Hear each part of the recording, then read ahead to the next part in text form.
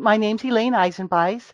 I'm the owner and principal statistician here at Omega Statistics. I want to thank all of you who took the time to join me here today.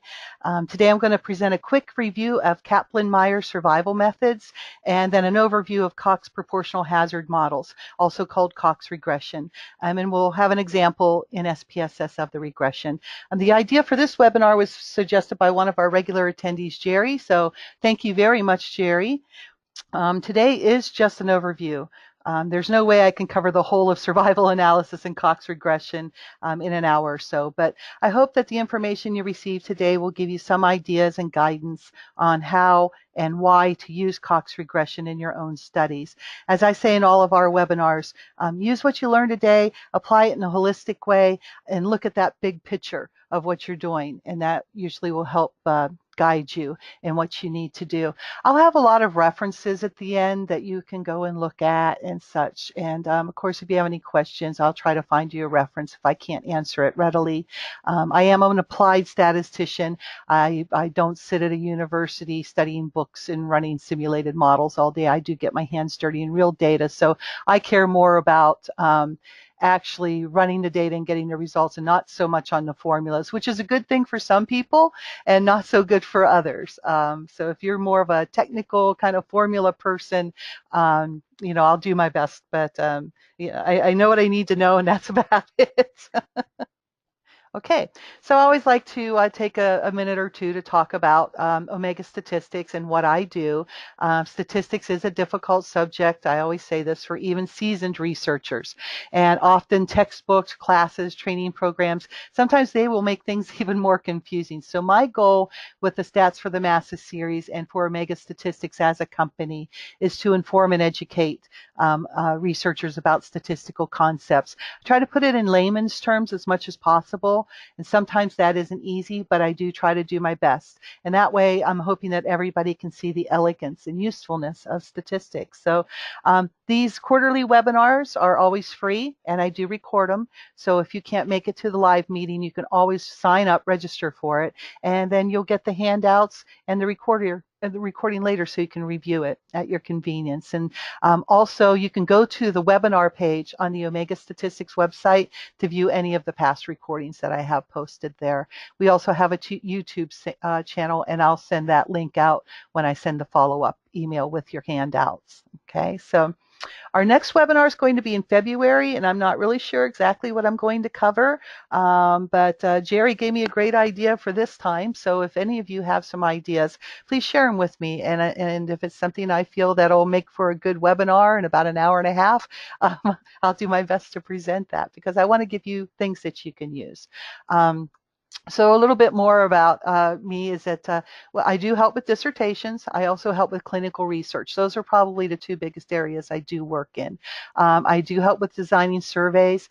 The past year or so, I have been offering seminars and webinars. I call them off the rack, ones that are already made that I present over and over all over the country. I also can do custom made ones. So you can check the website out, look under the events page, the tab on the events, and you can read more about what is being offered that's off the rack. And there's a way, if you want to contact me, just shoot me an email or fill out that form, and we can talk about maybe putting something together for you or your organization. And my motto is to provide elegant solutions effectively applied. So I do that all the time. So here's some things we'll cover today. We're going to go through a bit of history and reasoning for Cox proportional hazard models. And you'll also hear me call it Cox regression. You'll even see me write it both ways. They are the same thing. So don't let that throw you off. I always say statisticians have 5 names for everything. And I don't know if we do it. We don't really do it to confuse people. The reason that we do it is because we do, as John Tukey said, we do play in everybody's backyard. And every discipline has their idea of what they like to call something. So that's why we have those different names. So we'll learn some terminology as we go through the slides. We'll do a quick review of Kaplan-Meier method, the survival analysis with a log rank test. We'll do a review and interpretation of some survival curves, and then we'll look at some assumptions for Cox regression, and I'm going to run one in SPSS, a fairly simple one. Like I said, it's an overview. I don't want to make it too cumbersome or confusing today. I just want you to get an idea of what it's about and why we use it, okay? So here's a quote for today. This is from Fight Club. I love the movie. I'm actually reading the book right now. My daughter's in college, and it was one of her assignments to read the book, and I saw her reading it, and I said, I didn't even know there was a book. I thought it was just a movie. So, but as I was reading the book, it was great because this quote was in there that on a long enough timeline, the survival rate for everyone will drop to 0. And isn't that true? And what we're covering today is survival analysis, and it's usually not about happy things. The biggest survival analysis models are done in oncology, and they're usually for cancer survival. And so I did have somebody ask into questions about, they want to know about life of computer parts or computers. You can do that too, and we'll learn that there are other events. It doesn't always have to be a death. Okay, it's time to event, but since it is used so much for survival and death is your outcome, that's why it's kind of that way, but it is important. So here's some history and background. The seminal paper was by Kaplan and Meier. It was this non-parametric estimation from incomplete observations. And yes, Kaplan-Meier is non-parametric. You don't need a special distribution for it. Okay, and that's the nice thing about it. Cox regression, when we look at it later, that's called semi-parametric, and we'll go into that a little bit more. And there also are parametric techniques you can use for survival, where you have a set distribution. You know how the rate, the hazard rate, or the events are going to go, what distribution they're going to follow, and then you actually can use a parametric technique. But of course, we won't be going through any of that today. But we will go through some of this. So the KM method is used in more than 70% of oncology papers. The Web of Science citations are up over 44,000 as of November of last year. This paper is the most cited statistics publication in the scientific literature, but it was only cited 25 times in the first decade after it was published. So, it took a while to catch on. And the reason is that it was published in 1958. Computers really didn't start coming online probably until the 80s. As far as personal computers, other computers were around, but not everybody had access to computers like they do now.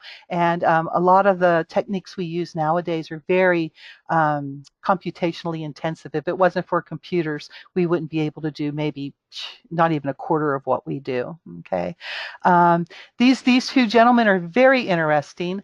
They did actually collaborate on this paper, but it didn't start out that way.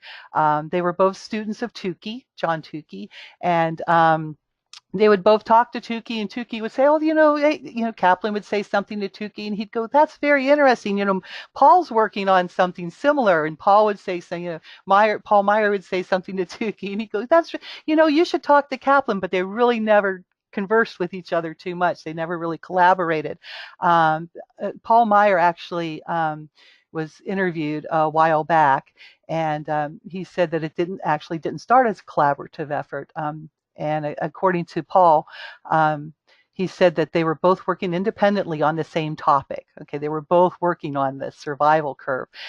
Kaplan actually beat Meier to the submission of the manuscript to the Journal of the American Statistical Association. And then so Meier said, more or less, he was quoted as saying, "Well, I got pretty mad, and I called John." And he called Tukey.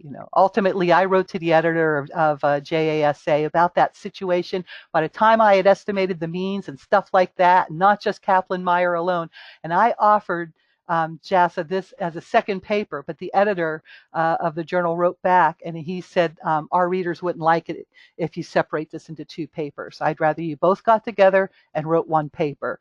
And so Paul Meier said, I swallowed hard, and I guess Kaplan swallowed hard as well. So we worked quite hard And at one place, he solved a problem that I couldn't solve. In other cases, I solved problems that he couldn't. So it took about another 4 years or so to put this together. And when you look at the curves, they seem simple, but sometimes a lot of thought goes into it. And collaboration, it's wonderful when it happens in research, and it does happen quite a bit. I'd like to see it happen more often. These two worked it out well. There are other other kinds of times. Newton and Leibniz, as an example for calculus, that didn't end as well as Kaplan and Meier. And if you ever want to look up Newton and Leibniz and calculus, it's a very fascinating story. But we won't go into it today because we're talking about Kaplan and Meier. So Cox he's actually he's knighted. He's Professor Sir David Cox. Okay, and he's actually still around. I think he was born in 1924. That makes him about 94. He's been married over 70 years. I think he got married in 47. So I mean, it's just, when I think about that, it's just amazing that somebody's been around that long, and it seems so long ago. But he's still around, and he's written or co-authored 300 papers and books. He's had a book published in his honor. He's actually has a website if you want to go check it out at Oxford. He has his little web page there, and he not only did he do Cox regression, he's responsible for pioneering logistic regression. And a lot of people say Cox regression is similar to multiple regression, like it's a takeoff from multiple regression. But when I see it, it looks a lot to me like logistic regression. So I'll show you that in a little bit, but it kind of makes sense that he would do both. And of course, he made the proportional hazards model, which is Cox regression.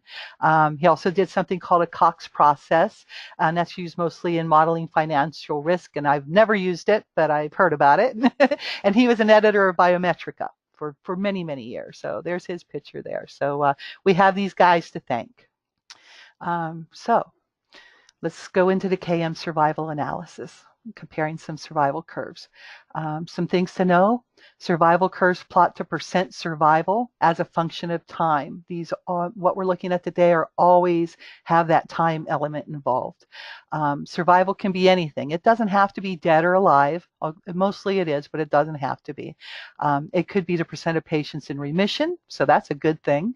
It could be time until an event like a heart attack, a weight loss of 20 pounds. That's great. That would be nice. So it doesn't always have to be doom and gloom. Okay, so typically we want to compare survival curves of two groups, a treatment and control.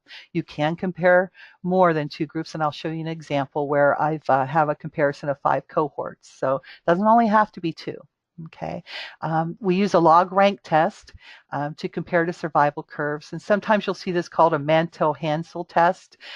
Sometimes you'll see it have a chi-square statistic, but they're all names for the same test. Calculations for that log rank test, they're tedious at best. And I always say computers are our friends. And as I said, this is why these have taken off so well, because computers are so wonderful. The log rank test only compares the effect of one variable at a time on prognosis. So if you want to assess multiple variables, like say you don't want to just look at whether a person had an event or not, but you also want to maybe look to see if age mattered, maybe a gender mattered, things like that, other variables, which we call covariates in this case, then you're going to use that Cox regression. And again, computers are our friends. So it's always nice to, learn a software or two, learn them well. And I have many softwares I use. I do have some favorites. I love SPSS.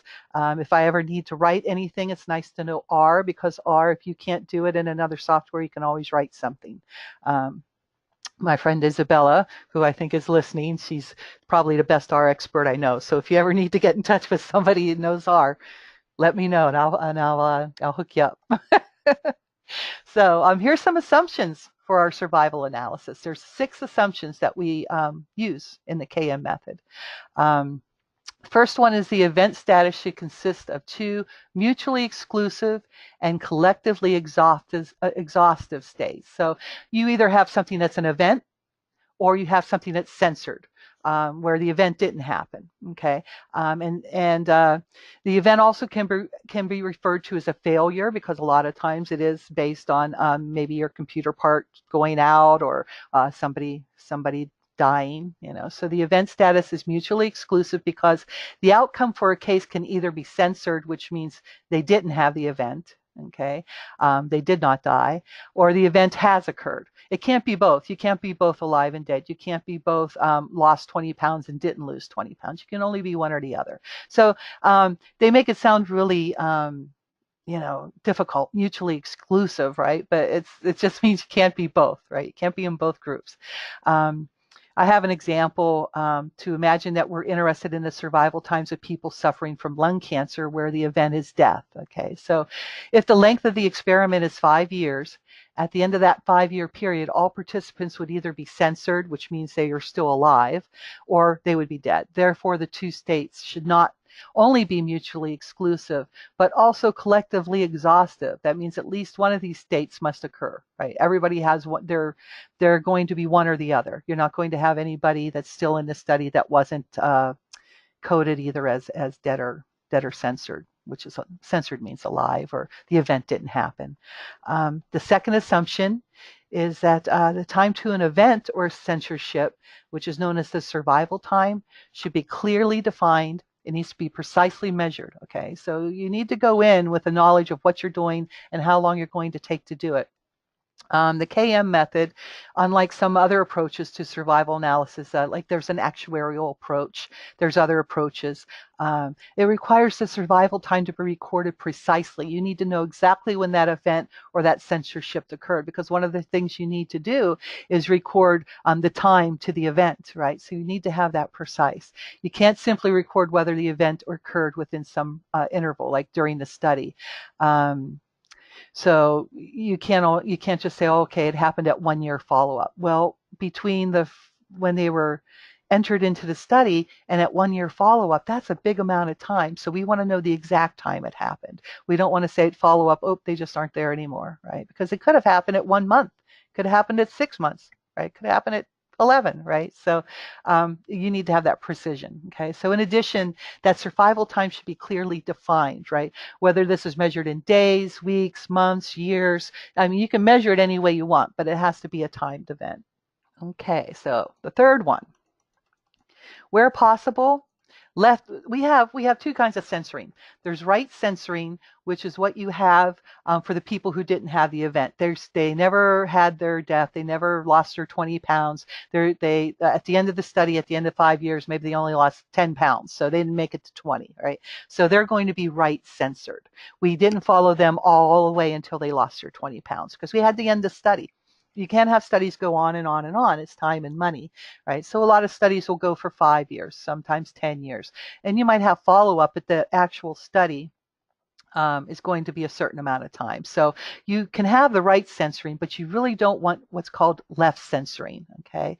Now, left censoring occurs when the starting point of an experiment is not easily identifiable, okay? So again, let's imagine that we're interested in those survival times of people who are suffering from the lung cancer, okay? So the ideal starting point would be to measure the survival time from the very moment that they developed the cancer, right? But we don't know that. It's more likely that they're going to be enrolled as soon as they're diagnosed, okay? Because it's more likely that the first time the participant knew they had cancer was the moment it was diagnosed. And so diagnosis is going to be the starting point for the experiment, okay, not the development of the cancer. So even if we isolated our sample to just stage 1 cancer, there would still be differences between the participants because when you put people into any kind of study, which is most studies are, the human element always adds some extra information, extra problems in any kind of almost any situation because we're complex. Okay, so for an example, some participants may have had a cough and they didn't get checked for some time, right? They're always going to go away. I'm okay. Other participants may have went to the doctor as soon as that cough seemed persistent. Boy, I've had this cough 2 weeks. I need to go see a doctor. So their diagnosis was made much earlier. So therefore, that time between the participant developing lung cancer and the diagnosis is unknown, right? So we don't know when they developed it, but we do know when they were diagnosed, and then we can make that the starting point. So the result is that this data, known as left censored data, when you didn't know when they actually got the cancer, doesn't reflect the observed survival time. So instead, that survival time recorded is going to be less than or equal to that observed survival time. So the goal is to avoid this left censoring as much as possible. So a lot of times you will start them. Another one too is you're accruing patients over time. Say you need 300 patients for your study. You're not going to get them all at once. You're not going to recruit them in a day. You're not even going to recruit them in a couple months. Sometimes it takes years to recruit.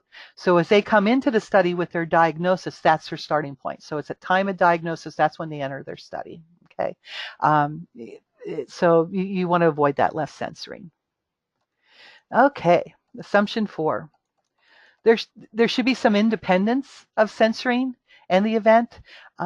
What this means is that the reason why cases are censored does not relate to the event, right? We don't want to, let's see how I would say, for the assumption of independent censoring to be met, this assumption, we need to be confident that when we record that a participant censored, that they didn't have the event, that they went all the way through the study and they were still there, still kicking. It's not because they were at a greater risk of the event occurring, or not at a greater risk. And instead, there may be other reasons why that participant is legitimately censored. Okay, so it doesn't necessarily mean that they might be censored for other reasons besides just having the event. Maybe they dropped out. There's a natural dropout or a withdrawal. They don't want to take part in the experiment, or maybe they go for 2 years and then they decide, I'm done. I don't want to do this anymore. It's a 5-year study. Well, you have to censor them, and you also have to mark the time that they were gone. Okay. Sometimes the event not occurring by the end of experiment, right? As I was saying a little bit earlier, they go all the way through. If it's 5 years of an experiment, if they're still alive, they're going to be recorded as censored. Okay, so independent censoring is important because the KM method's based on observed data, right? Observed events. And it assumes that censored data behaves in the same way as uncensored data. We don't want there to be differences between the people who survived all through the study and those who didn't. We don't want there to be some underlying cause that's doing that. Okay. If the censored data does not relate to the event, like a participant was recorded as being censored and died due to cancer, or perhaps something related to the cancer, this introduces a serious bias, right? If they're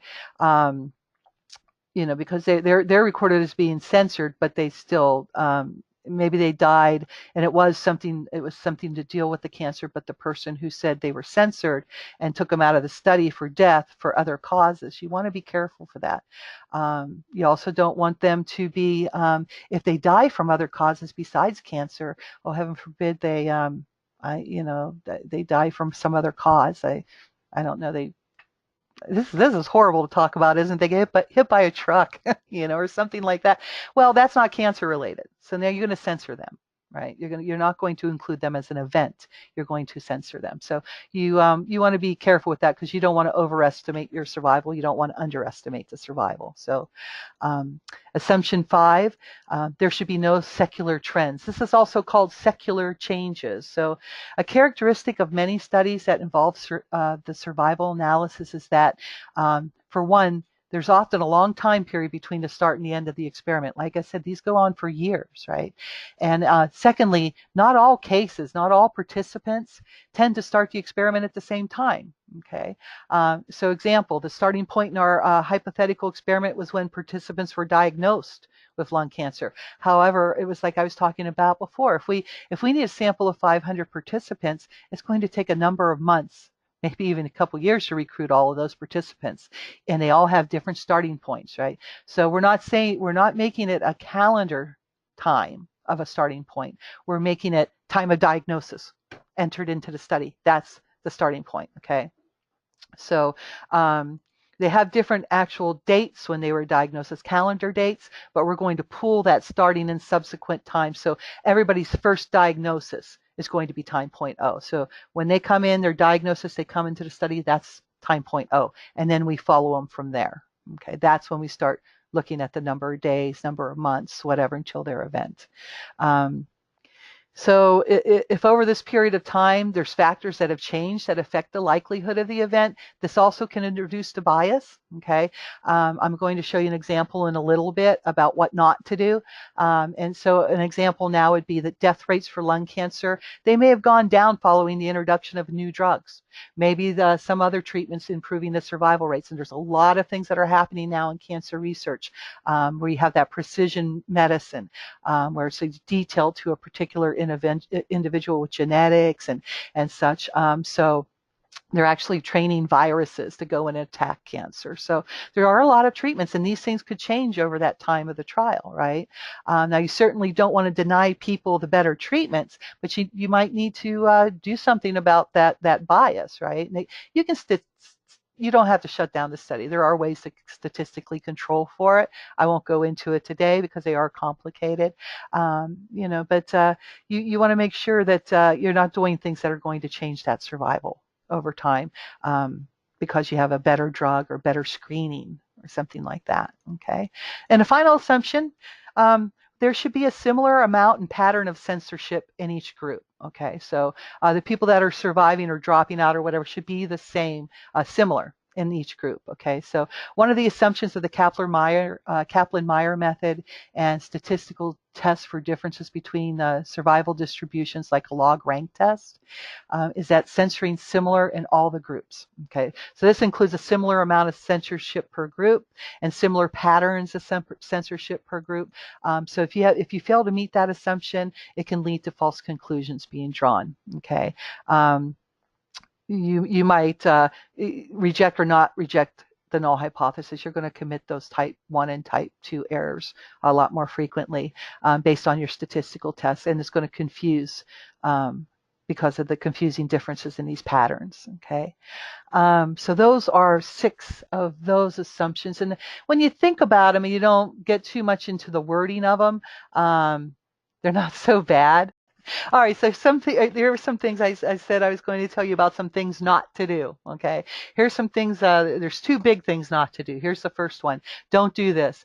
Here's an example. I used my experimental topical treatment, right, a nice topical cream on subjects that had eczema, okay? So the treatment worked really well on some subjects, and a large percentage of the skin cleared up really nicely, but it wasn't improved on some of the other subjects, okay? Everybody got the cream. Some people really responded well. Somebody did not, or other ones did not, right? So I plotted 2 survival curves. Okay, I did 1 survival curve for the responders and 1 for the non-responders. And then I compared them with the log rank test. And boy, I was so happy. I found significant differences between my responders and non-responders. This is not a valid thing to do.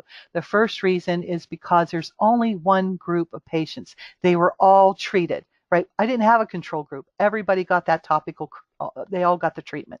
So I don't have a control. So I don't have 2 groups. I really only have 1. Okay, so I shouldn't be using 2 survival curves. Okay. Secondly, the eczema, it could be heterogeneous, which means, subjects who responded, they might have a different reason for having the skin condition, or maybe they have a different type of dermatitis than a non-responder. So we don't know why that might have happened. For this, you would want 1 survival curve. And if the event was that they had a clearing of their skin, then that was the event. Otherwise, they were censored. Okay, so 1 survival curve, not 2. That was the big takeaway on this one. Also, you don't want to do this either. Okay, we go back to the assumption 5 that we had on the previous screen. Okay, there's something called Will Rogers phenomenon. Okay, so an example of this is I'm tracking survival of patients who have a particular type of tumor. So I'm tracking those whose cancer has metastasized versus those whose cancer has stayed localized. It hasn't spread throughout the body or to another area. Okay, so the patients with the localized tumors, they live longer, and that's what you would expect because it hasn't spread. During the study, I started using a better scanner. Right? Remember how I was saying if you get a better diagnosis or a better treatment, that could throw things off. So I started using a better scanner to find these metastases earlier. Okay, so this results in a smaller group of patients without the metastases and a larger group of them with it, because now I'm finding them. I'm finding them more, right? So, oh boy, all of a sudden I have all these people that before I wouldn't have found that it spread, but now they're in a metastasized group. Okay, so It's great. The metastases are better detected and earlier, but these patients are still dying faster. Okay, and now they've been moved into the non-metastasized from that non-metastasized group up to the metastasized group. So this is going to make it appear that the non-metastasized group is better than before the change. Okay, while making the metastasized group appear to improve too, because these newer additions have smaller metastases, right? It's spread, but it was found sooner, so they're going to live longer. Okay, than the earlier patients who were all in the metastasized group. So changing the methods during the study actually increased survival in both groups. Okay, so you don't want to do this. This is called the Will Rogers phenomenon. It's because a quote he gave. He said, "When the Okies left California and went to Oklahoma, they raised the intelligence in both states." So yes, we don't want this to happen. Okay, so those are two big things. I'm sure there's other things you shouldn't do, but I've seen these. I've seen this logic in both of these situations, and you have to be careful on that. Well, here's a pretty Kaplan-Meier curve. If you, well, I guess maybe I should ask for questions again. Oh, here we have.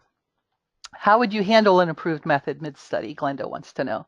Um, there are things you would do. You would probably data-wise, you would want to track the ones who were under the new method, and you might want to stratify. Okay, you might want to look at your curves before and then your curves after. Okay, the fact. So you would want to code it so that you would know which patients were getting or when it transferred over to the new treatment, right? You're going to probably have some patients that had the old treatment and then transferred to the new treatment. So you'll probably want to weight your analysis in some way. The details would be, of course, study dependent, but there are statistical things you can do as far as weighting, something like that, where you would maybe multiply by some kind of a number or something like that to, on one way or the other, either on the older method or the newer method people. But there are statistical things. But when you're actually running the study, you definitely want to make sure who got what type of diagnosis or what kind of treatment when, especially if it changed, right? You want to put that into the CRF, the forms, the client forms, that you keep. I guess now they're not actually paper; they're all in a computer, but you definitely want to track that. Does that help? Okay. Yeah. Reanalyze it type. No, you wouldn't reanalyze though, Glenda. Yeah, well, you would adjust your analysis, right? Like I said, weighting. Okay, would be probably the best way to do it. Okay. All right. So now we have this very, very, very pretty curve. Okay. And so let's see. Let's just go through it real quick. I had this in the those darn ratios webinar back in September. I just love this picture. You'll see here, if you look on the slides when I send them, you can always follow these links and you can see more information and where I got the information. Why invent the wheel whenever I can borrow it? So you always see me say borrowed from. So I like to give credit where it's due, and I just love this this chart. Okay, so this is actually done in R. Okay, and so when you look at some of the SPSS charts we're going to look at later, this just runs rings around those. This is just beautiful. So this was a hypothetical study. Okay, it's a randomized controlled trial. Okay, and it was used to investigate the effectiveness of a new treatment for improving the survival of patients with heart failure. Okay, so we had a total of 105 patients that were randomized into treatment, and 106 were randomized into control. Okay, so the primary outcome was overall survival. So basically, they did not have a heart attack. Okay. And did not have heart failure. Okay, so the main result of this trial can be summarized, with this. This is where when you get your hazard ratio, we'll go over these in a little bit, and so I'm not going to go over it too much right now. But what I can say is whenever you have a hazard ratio less than 1 that favors your treatment, that's what you want. You don't want to have a hazard ratio over 1. And you also don't want a hazard ratio of 1. Hazard ratio of 1 means there's no difference between treatment and control. If it's more than 1, that means your control did better than your treatment. They survived better than your treatment. So you want it to be less. Okay. So let's see. We had this hazard ratio here of 0.38. And this 95% confidence interval, if you guys are, you should be used to these pretty much. This is our point estimate. This is the number that we came up with from our data. But since we do guess with statistics and we don't know the truth, we're just guessing at this number. And it's a good guess if we do things right. We have to put a confidence interval around it, which means that we said this was the hazard ratio, okay, 0.38. However, if we were to do this study again in the exact same way, we would expect with 95% confidence that the true hazard ratio is going to be in here somewhere between 0.28 and 0.53. So it's still good, right? If I had a confidence interval that had that 1 inside it, then it wouldn't be significant because it would be possible that there was no difference between treatment and control. Okay, so we like this. So we'll look at this hazard rate and hazard ratio with the Cox regression. But what it means is that patients in that new treatment group at any time point during the study period were 62% likely to die. Because what you do is you take 1 and you subtract that 0.38. So that gives you 62%. Okay, and then the patients in the control group. So we can be 95% confident that that true value is lying somewhere between 47% and 72%, right? Because we're going to take this 1 and subtract that from it, and 1 and subtract that from it, right? So we're 95% sure that the patients with the new treatment group were between 47% and 72% less likely to die than the patients in the control group. So we're happy. And now let's look at the actual curve itself. Okay. This is a beautiful way of showing their survival. So everybody starts up here at 100%, where everybody's alive. Okay. And they all came in at diagnosis time. Okay. So that's their time 0. Okay. And then we're going to follow them. Down here on the x-axis is the time. It's in days. Here's 10 years right here. And I guess it went out a little bit further. And here's the percent surviving. Okay, so what you'll do is you can kind of look at any given point in time. You could go up to the curves and see what percent we're surviving at any given time. Okay, blue line's the treatment group, and the green line is your control. Okay, each downward step here. So we have everybody here, and then right about here, right after the study begins.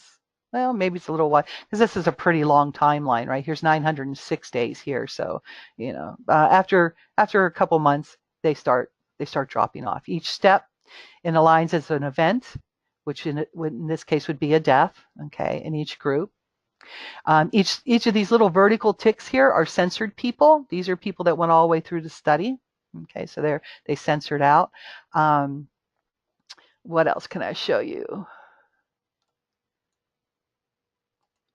Okay, so yeah, the censored again is a patient who did not experience that event of interest. They were alive at the end of the study. Okay, now this can be due to being lost to follow-up, and the study period could end it without an event or because the patients died from an unrelated cause, which we already talked about. Okay, so the number of patients at risk at regular time intervals is shown down here at the bottom. So this is like at time 0. Everybody at risk means you're still alive, but you're at risk of dying. Okay, so we're not saying, you know, we call it at risk. You're at risk, but that's a good thing. You want to be at risk, okay? But you haven't gone yet, right? So here's at the beginning, we had 106 in the control and 105 in the treatment. Then at 2,000 days, we were down to this many in each group. So we lost quite a few here, and not so many here. You know, we were down to 20 already at 2,000 days. 4,000 days, we still have 25 left in treatment and 5 in control. And then by the end of the study, we had two people who still survived in the treatment group, but everybody was gone into control. Okay. It also allows you to this graph allows you to detect the progression of the condition. So you could look at maybe early post-operative mortality or a serious adverse event caused by a drug by the presence of a notable sudden steep drop in survival at any particular point.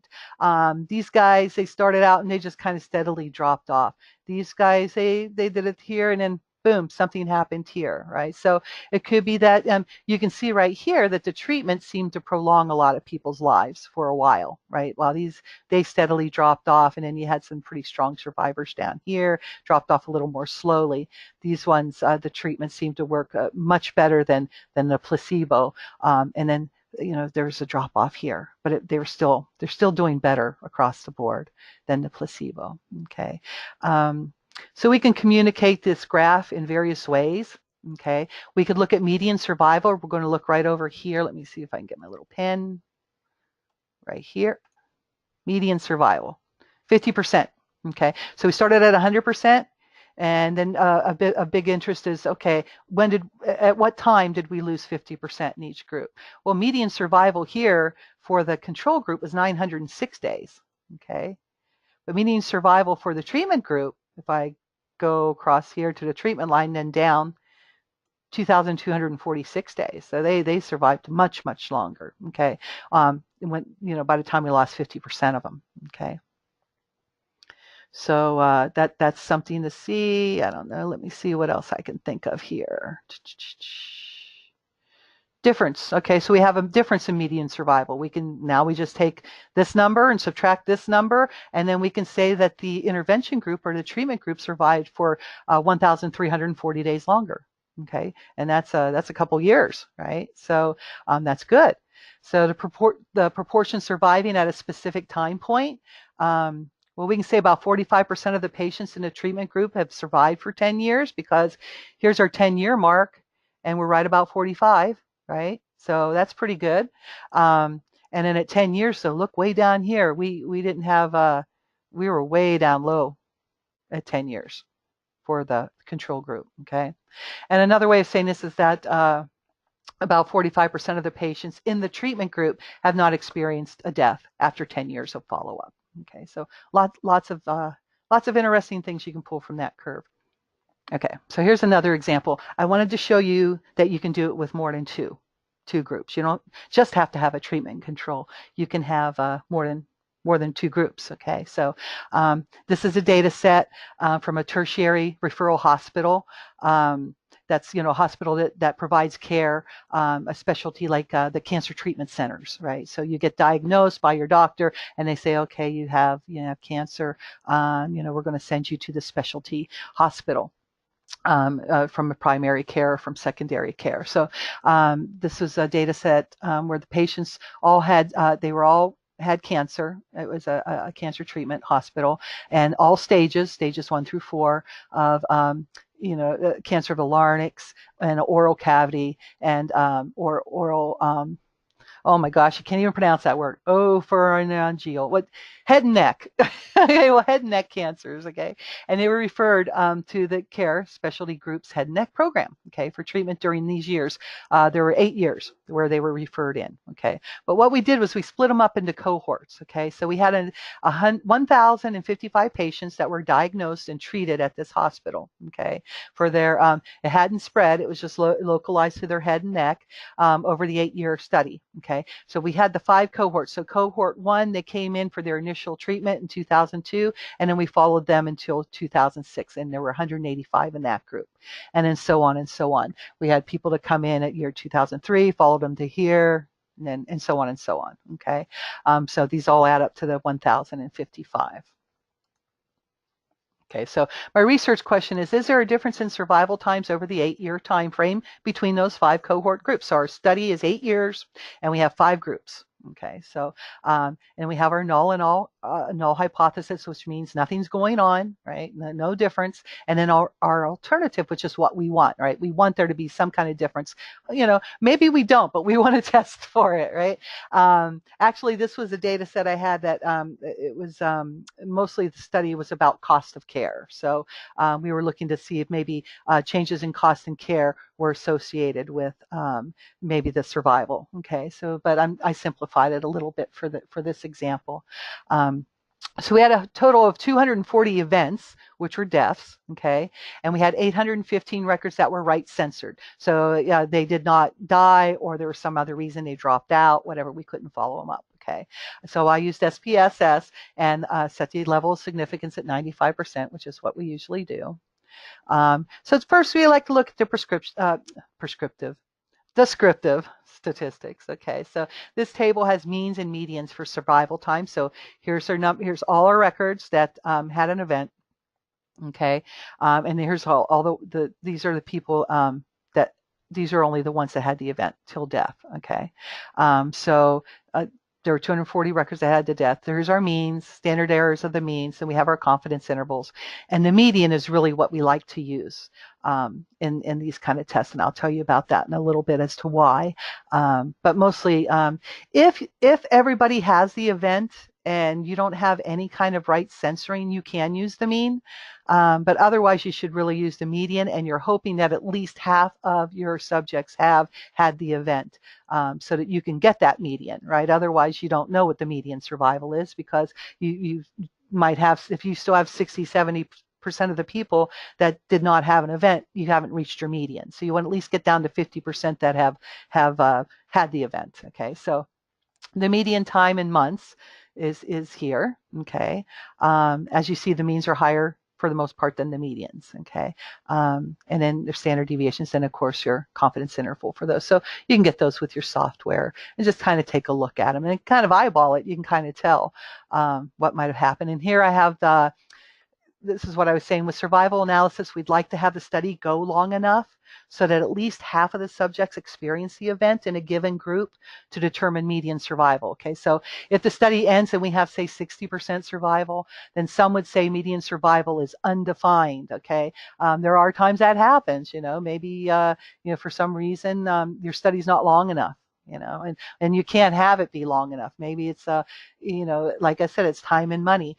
Maybe you plan to have the study 5 years, 8 years, and oh my gosh, you would have needed it to be 20 years, and you just couldn't have done that. Normally, you would like to know that up front so you wouldn't bother to do the study, but it is what it is. It can happen. So there are some techniques, again, that can be used to extrapolate median survival by following some distributional assumptions. So you might be able to look at how things are going with the people that did have the event versus didn't, maybe see if there's a distribution as far as the people that are having the events, and kind of use that to extrapolate median survival. But of course, when you extrapolate things, you're guessing even more. You don't know if that's true. You're making the assumption that it's going to keep following that distribution. Things don't always do that.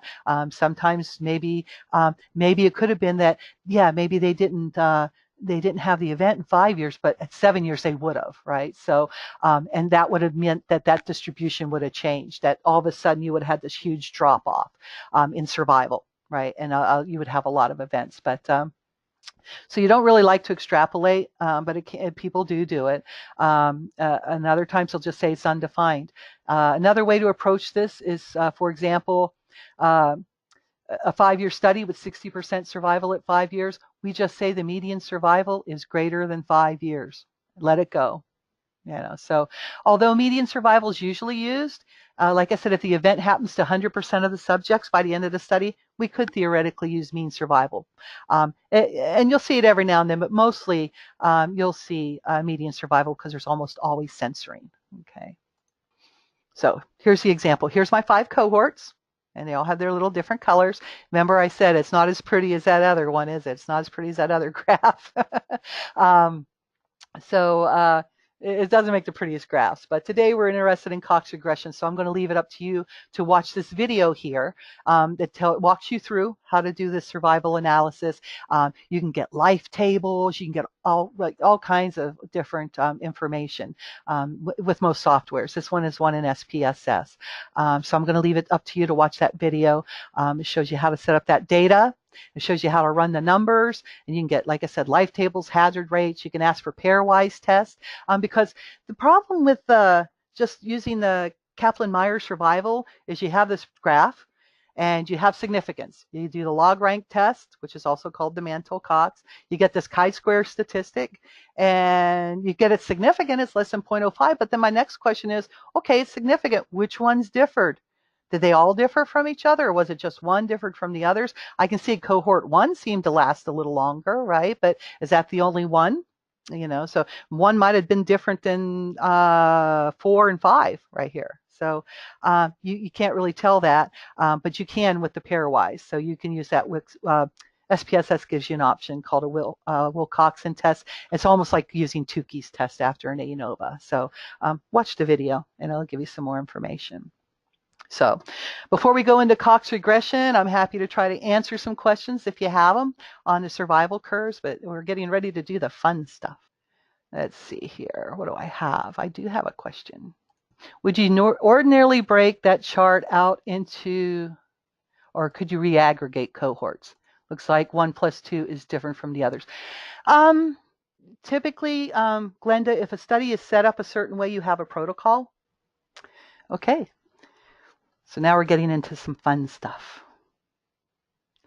All right, so some reasoning for Cox regression. Both KM survival curves and Cox regression use time to event, right? Time, it all has to do with time. Examples of when time to events may be important endpoint variables are often the event of death, as I've been saying, but they don't have to be. So here are some different things. Time from entry in the hospital until discharge. Discharge would be your event. There might be people that maybe they don't, get discharged. Maybe that would be a strange one because, well, if they didn't get discharged and they might have died in the hospital, now you're kind of turning it around, right? Because you want your event to be that you're getting out of the hospital, but if you don't, you die there, then that's going to be a censored, right? So that kind of makes it backwards, but you could do it. So your event can be any event that you want, and it's about time to that particular event, okay? We could have a cure of a condition, right? And a shout out to Neil, who asked about time for failure for a computer system. Absolutely. You could do a study on that, and your event would be the failure. So as you can see, like for KM method, all these have to do with time. So a limitation, though, as we saw of the KM survival analysis using that log rank test to check for differences in survival, is that it can't use multiple predictors, right? It can only run with that single binary predictor. Either they had an event or no event. That's it. We can't look at anything else. Well, Cox regression can use multiple predictors. We call them covariates in the context of Cox regression. But they can be continuous, they can be binary, they can be categorical, and you can dummy code them. I do have a dummy coding webinar. You can go on my website and find it and look at it. It shows you how to do some coding for regressions. Have a lot of things in a Cox regression are like you need to do like you would for a regression. You can't just throw in a categorical variable. You need to dummy code it. So go watch that or read up on dummy coding, or also called indicator variables. But you can use just about any kind of variable as a covariate in a Cox regression. And now your outcome is going to be a hazard ratio, which we'll go over in a minute. The low p-value on the survival analysis only indicates the groups differ. Remember, we talked about that. But Cox regression, like a multiple regression, can tell us more about the ways the groups differ, right? What contributed the most to it? What predictors do or don't have anything to do with our outcome. So very, very, very interesting. Very good. So let's look at this hazard ratio. So first of all, we have hazard rate and we have hazard ratio. Okay, they are not the same. Sometimes you'll have a hazard rate. Sometimes it'll be called hazard, just hazard, and it represents that instantaneous event rate, which means the probability that an individual would experience an event like a death, or it could be a death, it could be something good, right? At a particular given point in time after the intervention, assuming that this individual has survived to that particular point in time without experiencing the event, right? So say they've gotten up to a year. Okay, hazard rate is at time right at a year, assuming they've survived till then. What is the probability now that they're going to have the event? Okay, so that's the thing. This is over. The nice thing about these Cox regression or a hazard ratio versus a risk ratio is that risk ratios, they get confused, but a risk ratio is only looked at after the whole study's done, and you're looking at the whole study all together. Okay, and then you're looking at a risk ratio at the very end of the study. A hazard ratio, it's instantaneous. It's almost like in mathematics when you have a derivative, right? At that where that tangent line hits it, right? What's happening right there? It's like your first derivative, okay? I don't want to get too technical about it. I say I'm not a math person, but I guess I can't help myself. It's in there. But so it's throughout the study. You can look at different points in time, right? And so that's what I'm saying here, that the hazard ratio takes into account both the number of the events and the timing, okay, and not just the end of the study. So a hazard ratio here is a ratio of the hazard rates, okay? So we have a hazard rates in the treatment group divided by the hazard rate in the control group, okay? So I think that's about it for this one. Oh, I should tell you this, a hazard ratio, these are going to be important. I already kind of covered it. For example, if I had a hazard ratio of 0.5, at any particular time, half as many patients in the treatment group are experiencing an event compared with the control group. Remember, whenever we have this, we want our hazard ratios to be less than 1. If a hazard ratio is 1 at any particular time, the event rates are the same in both groups. Okay, and at 2, at any particular time, twice as many patients in the treatment group are experiencing an event, which is usually a bad thing, compared to the control group. Now, we're going to look at it as event being a death, which we don't want. If you turned it around the other way, you might want this to be high, right? So, but most of the time, you're looking at a death or something like that. We don't want the event. It's something that we don't want to happen. Okay, so we want to look for these small ones. The example today will be that way. I mean, I could show a different way, but it's just, why do that? Just know that you could twist it around. Okay, you could even do this, but and put control on top. But why would you want to? You always want to know treatment when compared to control, and that's what you would do here. Okay. When you do evaluate your hazard ratios, I would recommend you also use another measure like the median survival time, overall survival, time to progression, because these factors can provide insights, okay, about clear benefits, like survival time is increased on average by 180 days, right? Like we showed before, where the treatment was a couple years better on their survival, okay?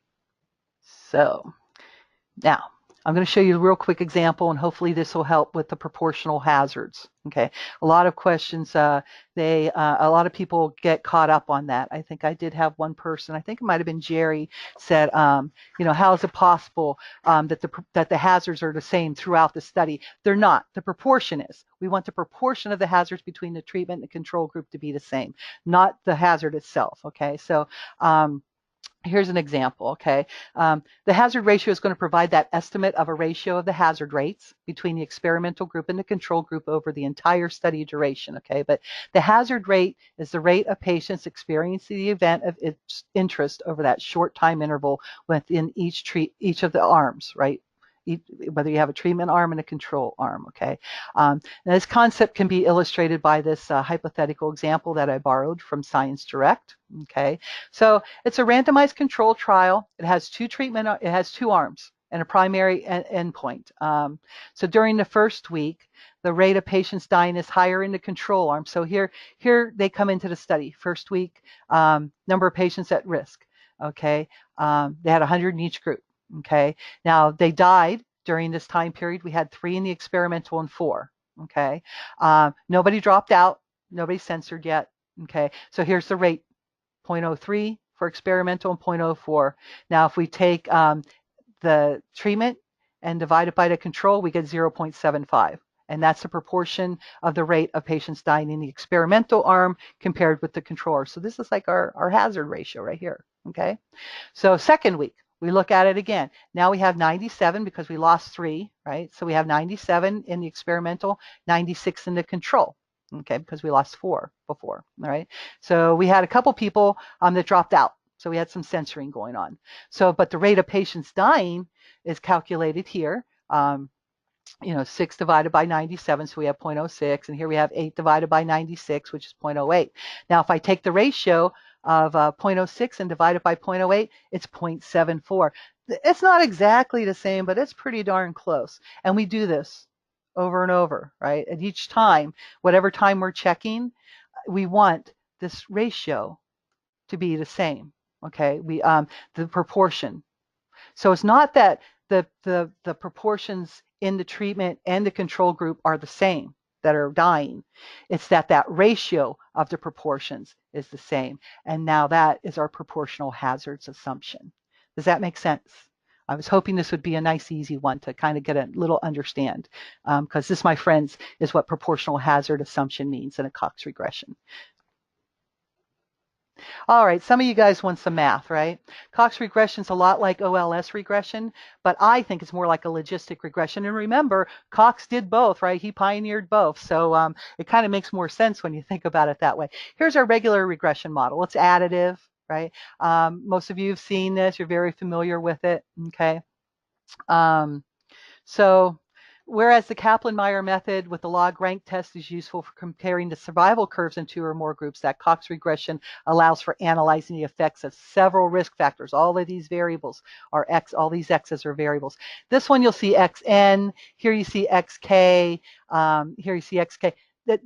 These are the same. These are just the number of variables, okay? So it's just different notation. I wasn't able to match them up, and trying to make these formulas sometimes can be a real pain, but they mean the same thing. It's just the N's and the K's. You can switch those out. They're representative of the sample size. Okay, so you're going to go from the first, well, no, they're not. They're examples of the variables. So you're going to go from the first variable to the second variable. So maybe this is age, maybe this is gender, blah, blah, blah, until we get to the last variable. Okay. So this is our OLS regression. I won't go into that too much, but here's the hazard function, the hazard probability of the endpoint, which would be death, any other event of interest, recurrence of a disease, is called the hazard. So the equation for hazard is modeled by this equation right here. Okay, these x1s to the xk's, there's a collection of your predictor variables. Okay, all these guys. And let's see, this here, this is our intercept, okay? And this is H, the hazard naught at time t. It's the baseline hazard at time t. And it represents a hazard for a person with a value of 0 for everybody else. So if these all zeroed out, you'd be left with HT equals H naught t, because everything here would be zeroed. Actually, this would be, if these all went to 0, I guess if you took the exponent of that, it would go to 1, but it would be 1, right? So it'd be times 1, which is this. It's this is multiplicative, right? These use addition. This one used multiplication, okay? So you're multiplying this by 1, so you're just going to get this. Okay, this is this. So it's very similar in a lot of ways, right? So, all right, so I think I already said T is the survival time. And these are our set of covariates, are all our little x's, okay? Coefficients are here. These are what we're multiplying our covariates by, our predictors by, or the little b's, okay? Baseline hazard we have, okay? So we have this, but now we want to get a hazard ratio, okay? So what we're going to do is we're going to divide both sides by this, H naught T, okay? And then that will leave, since I'm going to divide it, it's over here now. We'll move this over, okay? And that leaves this. Well, when you have the little e, and it's usually like e on the calculators, you'll see exp, but it's e, and then your stuff's up here, okay? When you take the natural log of that makes this go away. So I took the natural log of both sides, because if you do something to one side of the equation, you can do it to the other side of the equation. So then I have this. So I divided this by this, and and then I took the natural log here and a natural log over here. So when I did that, that went away. Now we're just like this. Now we're looking more like a regression again. But here we have this ratio over here, this fraction over here, right? And this is why it looks a lot like a logistic regression. Okay, and I'll show you on the next page. So there's our regular regression additive. Okay, here's our Cox regression. Okay, and here's our multiple logistic regression. As you can see here, we have another ratio. In a regression, we have a logistic regression. These are probabilities. So this is the probability of an event divided by the probability of not the event, or usually a logistic is yes or no, either or kind of thing. So it's binary. So very similar. Okay, and again, these P's, K's, N's are all the same. These are just we have P variables here. We have K variables here. This is a number. They're all numbers, variables. So yeah, so there you go. So there's some math, and you can always look up some more if you need to. But we do have some assumptions. Okay, we have it's called semi-parametric, because there are no assumptions made about the shape of that baseline hazard function. However, there are many other types of survival models that are parametric, but we're not going to cover those today. But some of the names, you might have an exponential, Weibull, Gompertz, log normal distribution. The exponential regression model for survival assumes that the hazard function is constant. Okay. Other distributions assume that the hazard's increasing over time, maybe decreasing over time, or initially increasing and then decreasing. So you can have that kind of thing going on. There's even an additive model. It's called Aylin's additive model. It's not used much because statistical software doesn't have ready-made algorithms that you can point and click. There is a SAS macro.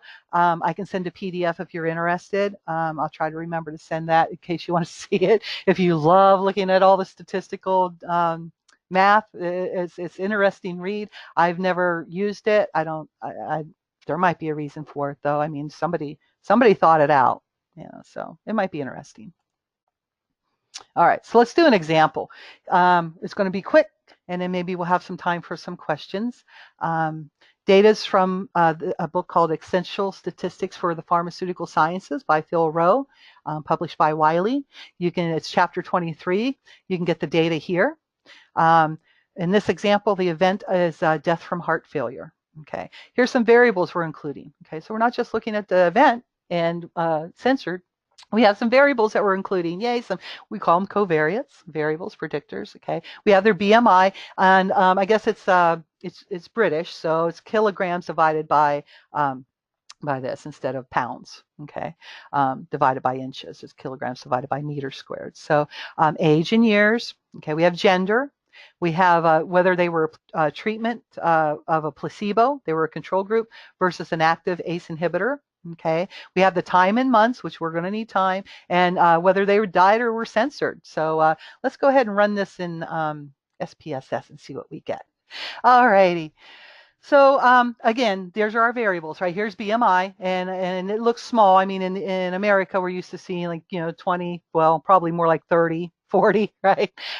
Here it's in metric. Okay, here's the age in years. Here's the gender, and these are categorical. SPS, you could code these yourself, but sometimes in a Cox regression, SPSS gets really weird, and it actually likes you to put them in categorically like this and then make them string variables. So you can play with it a little bit and see what works for you. But in this case, we left them as strings. They're just male, female. Treatment and placebo. Active is our treatment. That's the ACE inhibitor, and then our placebo. Here's their time. Okay. Now, as you can see, this first person, he's censored, but he still had the time here. Maybe he dropped out, right?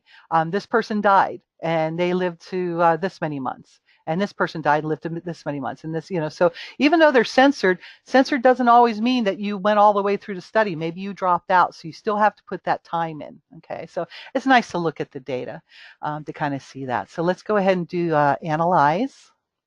And then I'll go right down here to survival. And as you can see, there's life tables, Kaplan-Meier. There's Cox with a time-dependent covariate, but we're not going to look at that today.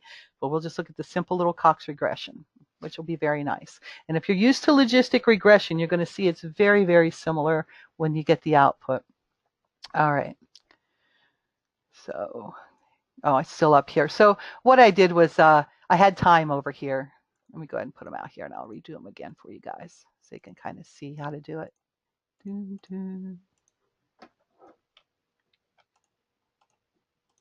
Okay, so I'm going to pretend like I'm starting over again.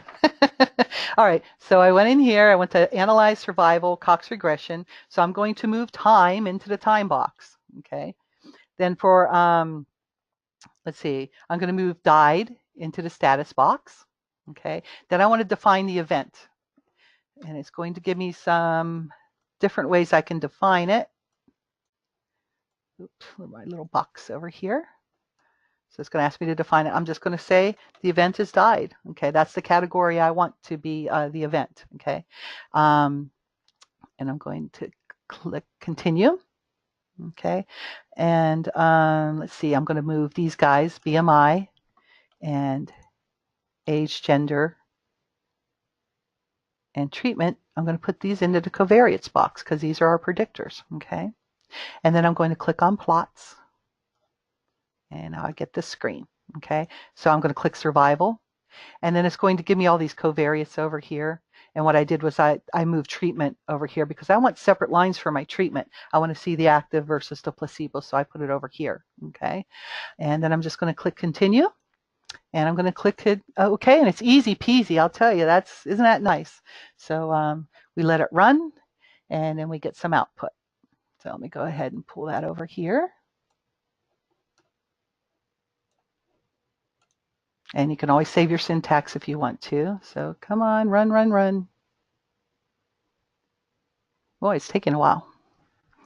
My computer gets tired. I think I use it too much during the day. By the afternoon, I think it needs a nap. So anyway, here we go. We got our results.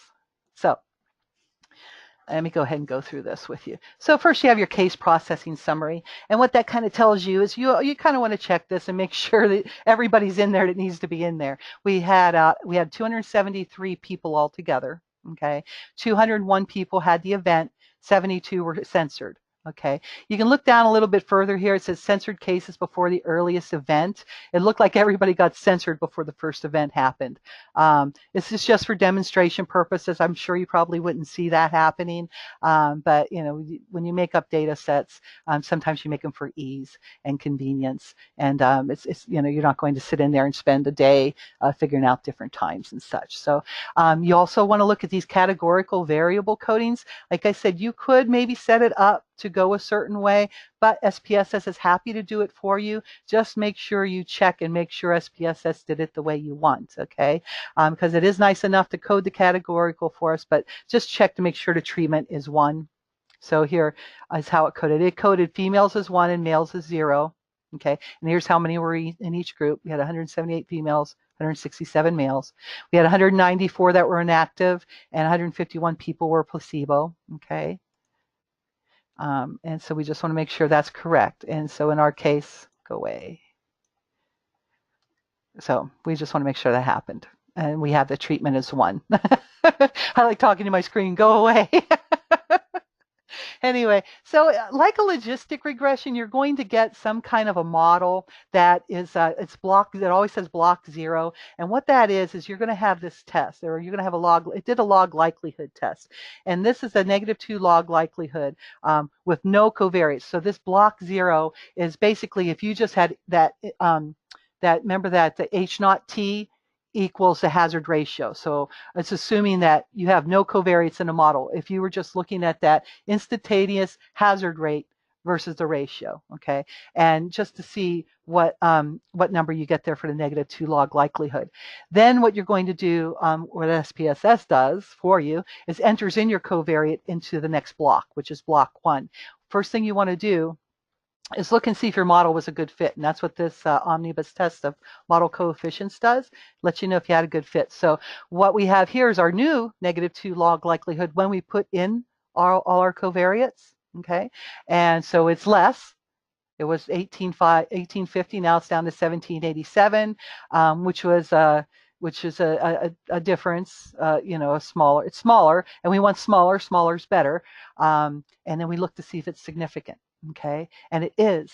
Okay, so in the change from the previous, the overall model significant now, and the change of adding your covariates versus the no covariate model, just the intercept model only, is also significant. So that's good. We have a good model fit. We want to see p-values less than 5 in our significance. Okay. Variables. Here we go. Here's our coefficient table. Okay. So these are our B coefficients, just like we have in a regular OLS regression. These here, the EXB, you'll usually see in logistic regression output, but in this case, it's your hazard rates. Okay. So I'll explain those in a minute here. We also have these covariate means and pattern values. These are our averages for each of our covariates, and this is the averages for group 1 and the averages for group 2. Okay, and as you can see, they're kind of similar, which is good. But what these do is when we look at these graphs down here, it's going to be taking into account everything being mean-centered. So BMI makes sense, 1.27 or so. Age, average age for everybody was about 59 years. Gender is a little bit odd. Because I think females were 1 and males were 2. Okay, so you have something a little bit in the middle there, right? I think that means there were a little bit more males than females because it's a little bit higher than 0.5, right? If it was a 0.5, then we'd have exactly the same amount of people in each group. But if I look back at the frequencies, yes, we had yeah, one, okay, males were coded as 0, I'm sorry, and females were 1. And we had 167 males and 178 females, so therefore we had more females than males, okay? And then here's our treatment, okay? And it's the same kind of thing. We had 1 for active and we had 0 for placebo. So we had more people, I think, if we looked at the frequencies again, we had more people in our active group, okay? So again, it's going to be higher than that 0.5, so I guess a little weird. But let's go ahead and look at this coefficient table here, okay? We're going to report the SIG and the EXP most often whenever we write our reports, okay? What we want to do is kind of look at our little rates here. So BMI, let's see, what was significant? BMI was significant, age was significant, and treatment, yay, treatment was significant, which we really care about, but also age and BMI were significant. So these are hazard ratios, okay? So the hazard ratio for BMI was 2.397. So that means an increase in BMI of 1 will be associated with a 2.397-fold increase in the hazard, okay? So it increases your hazard, okay? Which we don't like, okay? Because you get older, you're going to have more chance of having a heart failure, okay? For age also, BMI, I'm sorry, increase in weight, increase in your obesity, right? So age is the same thing though. It's significant, but boy, it's really close to 1, that 1.033, but there's enough power in there to see it is significant. So the hazard ratio for the age is 1.033. So an increase in age of 1 year is going to be associated with a 1.033-fold increase in the hazard, okay?